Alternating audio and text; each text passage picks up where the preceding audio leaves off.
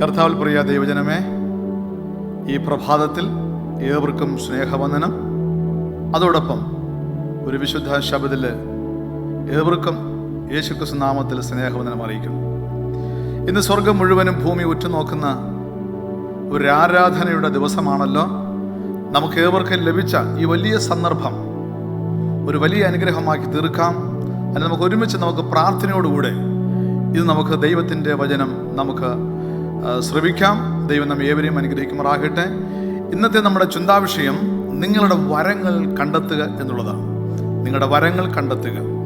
ഇനി വേദഭാഗം നമുക്ക് നൽകിയിരിക്കുന്നത് അപ്പോസ്തല പ്രവൃത്തികൾ അതിൻ്റെ 13-ാം അധ്യായം 2-3 വാക്യങ്ങളെ ആസ്പദമാക്കിയാണ് നമുക്ക് ലഭിച്ചിരിക്കുന്നത്. നമുക്ക് വായിക്കാം. അവർ കർത്താവിനെ ആരാധിച്ചും ഉപവസിച്ചും കൊണ്ടിരിക്കുമ്പോൾ ഞാൻ ബർന്നബാസിനെയും ശൗലിനെയും വിളിച്ചിരിക്കുന്ന വേലയ്ക്കായിട്ട് അവരെ എനിക്ക് വേർതിരിപ്പിൻ എന്ന് പരിശുദ്ധാത്മാവ് പറഞ്ഞു. അങ്ങനെ അവർ ഉപവസിച്ച് പ്രാർത്ഥിച്ചു, അവരുടെ മേൽ കൈവച്ചു, അവരെ പറഞ്ഞയച്ചു. ദൈവനാമം മഹത്വപ്പെടുമാറാകട്ടെ. 1953 ജൂൺ 2 എലിസബത്ത് രാജകുമാരി എലിസബത്ത് രാജ്ഞിയായി 39ാമത്തെ രാജ്ഞിയായി പ്രഖ്യാപിക്കപ്പെട്ടു. വാസ്തവത്തിൽ അന്ന് ആദ്യമായിട്ട് ടെലിവിഷൻ ചാനലുകളിൽ ഇത് സംപ്രേഷണം ചെയ്തു. അത് വലിയ സംഭവമായിരുന്നു. ആ ചാനലിലൂടെ കണ്ടതായ പ്രേക്ഷകരുടെ എണ്ണം വാസ്തവത്തിൽ 27 ലക്ഷം ആളുകളായിരുന്നു. വലിയൊരു സംഭവമായി. 27 ലക്ഷം ആളുകൾ കാണുക എന്ന് പറഞ്ഞു കഴിഞ്ഞാൽ അത് നിസ്സാരപ്പെട്ട കാര്യമല്ല. എന്തെന്ന് വെച്ചാൽ രാജകീയ അധികാരമുള്ള ഒരു രാജാവിന് നിക്ഷേപത്തെ അടയാളപ്പെടുത്തുന്ന കിരീടദാനം പലപ്പോഴും വിപുലമാണ്. ഒരു രാജാവിൻ്റെ അധികാരമുള്ള ഒരു നിക്ഷേപത്തെ കൈമാറുകയാണ്, നൽകുകയാണ്.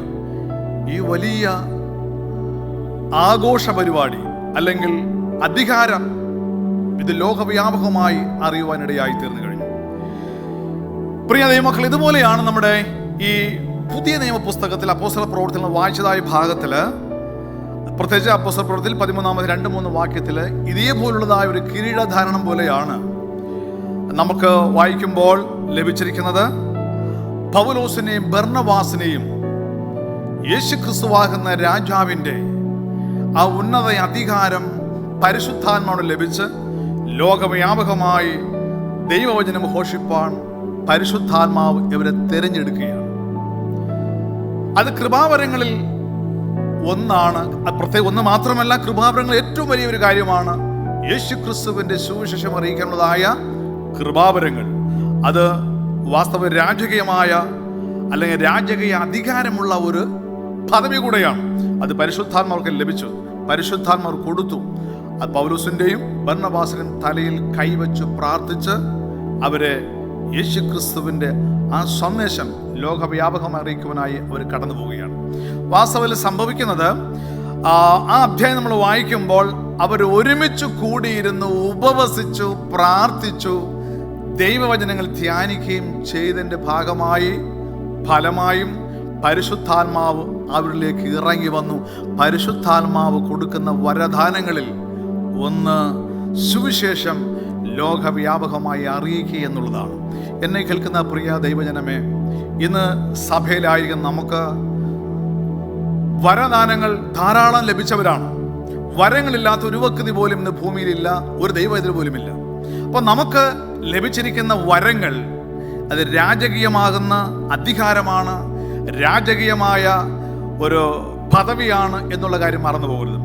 ഈ പദവിയിലൂടെ നമുക്ക് 1000 10,000 ലക്ഷക്കണക്കിന് ആളുകളോട് നമുക്ക് വചനങ്ങൾ സംസാരിപ്പാൻ മാധ്യമങ്ങളിലൂടെ, വാട്സാപ്പിലൂടെ, ഒരുപക്ഷെ ഒരു ലേഖയിലൂടെ നമുക്ക് ദൈവത്തിൻ്റെ വചനങ്ങൾ സംസാരിപ്പാൻ അറിയിക്കുന്ന ഗുണം കഴിയും. അപ്പോൾ നമ്മുടെ ജീവിതത്തിൽ പ്രാർത്ഥനയിലൂടെ, ഉപവാസത്തിലൂടെ നമ്മുടെ വരങ്ങൾ നമ്മൾ എന്ത് ചെയ്യണം? കണ്ടെത്തണം. നമുക്ക് നമ്മുടെ യുക്തി കൊണ്ടോ നമ്മുടെ വിദ്യാഭ്യാസങ്ങൾ കൊണ്ടോ നമ്മുടെ പദവി കൊണ്ടോ ഒന്നും നമുക്ക് ലഭിക്കുന്ന എല്ലാ പരിശുദ്ധാത്മാവിൻ്റെ വരദാനങ്ങൾ.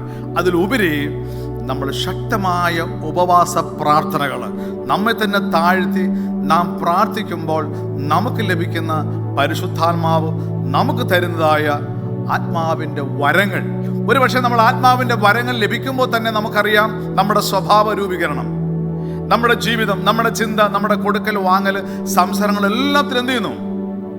താഴ്മയുടെയും വിനയത്തിൻ്റെയും അനുഭവങ്ങളിലൂടെ നമുക്ക് ദൈവവേല ചെയ്യുവാൻ അതിലുപരി യേശു ക്രിസ്തുവിൻ്റെ സ്വഭാവമുള്ളവരായി തീരുവാനിടയായി തീരും.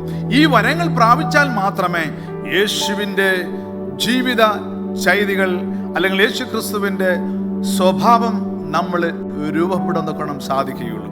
മാത്രമല്ല, നമ്മുടെ ആത്മീക വരങ്ങൾ കണ്ടെത്തുമ്പോൾ മറ്റുള്ളവരുടെ നിർദ്ദേശങ്ങൾ നമ്മൾ എന്ത് ചെയ്യണം? ഒരിക്കൽ നമ്മൾ അവഗണിക്കരുത്. ചിലപ്പോൾ നമ്മളെക്കാൾ പ്രായമുള്ളവർ, നമ്മളെക്കാൾ സുവിശേഷം അറിയിക്കുന്ന മറ്റു വ്യക്തികൾ, ധാരാളം ആളുകൾ നമ്മളെക്കുറിച്ച് അഭിപ്രായങ്ങൾ പറയുമ്പോൾ നമ്മൾ ഒരിക്കലും എന്ത് ചെയ്യരുത്? അത് വിപുലമാക്കാതെ അത് കേട്ടനുസരിച്ചുകൊണ്ട് പ്രാർത്ഥന നിരതനായി ഉപവാസത്തോടെ മുന്നോട്ട് പോവുകയാണെങ്കിൽ കൃപാവരങ്ങൾ നമ്മളെ തേടി വരും. അത് പരിശുദ്ധാത്മാവ് നമുക്ക് നൽകും. അതുകൊണ്ട് ഈ നാളുകളിൽ, ഈ അന്ത്യകാലത്ത് പരിശുദ്ധാത്മാവിന് കൃപാവരങ്ങൾ പ്രാപിച്ചുകൊണ്ട് ശക്തരായ ദൈവവേലക്കാരായി ദൈവജനം അറിയിക്കുന്നവരായി തീരാം. അതിനായി ദൈവത്തിൻ്റെ പരിശുദ്ധാത്മാവ് നമ്മെ സഹായിക്കട്ടെ. നമ്മുടെ കണ്ണുകളടയ്ക്കാം, പുരുഷൻ പ്രാർത്ഥിക്കാം. ഞങ്ങളെ സ്നേഹിക്കുന്ന ഞങ്ങളുടെ ദൈവമേ, സ്വർഗ്ഗപിതാവേ, ഈ മനോഹരമായ വിശുദ്ധ ശബദിനത്തിൽ ഇന്ന് ഞങ്ങൾ കേട്ടതായ ദൈവത്തിൻ്റെ വചനം, നിങ്ങളുടെ വരങ്ങൾ കണ്ടെത്തുക. ദൈവമേ, ഞങ്ങൾ വരങ്ങൾ കണ്ടെത്തുവാൻ ഞങ്ങളെ പഠിപ്പിക്കണമേ. അതിനാൽ ഞങ്ങൾ തന്നെ താഴ്ത്തുന്നു. ഞങ്ങൾ യേശുവിന് സ്വഭാവമുള്ളവരായി, യേശുവിൻ്റെ വേല ചെയ്യുന്നവരായി തീരുവാൻ അവിടുത്തെ വരങ്ങൾ ഞങ്ങൾക്ക് നൽകണം. ഞങ്ങൾ പ്രാർത്ഥനയോടും ഉപവാസത്തോടും കൂടെ അതിനെ ലഭിപ്പാൻ ഞങ്ങൾ അങ്ങയുടെ സ്ഥലത്ത് താഴ്ത്തുന്നു. പ്രാർത്ഥന കേട്ടതിനായി പ്രത്യേകിച്ച് കേട്ടുകൊണ്ടിരിക്കുന്ന എല്ലാ പ്രേക്ഷകരെയും അതിനായി ഒരുക്കുകയും അനുഗ്രഹിക്കുകയും ചെയ്യും. യേശുവിൻ നാമത്തിൽ പ്രാർത്ഥന കേൾക്കണം സ്വർഗീയ നല്ല ദൈവമേ. ആമേൻ.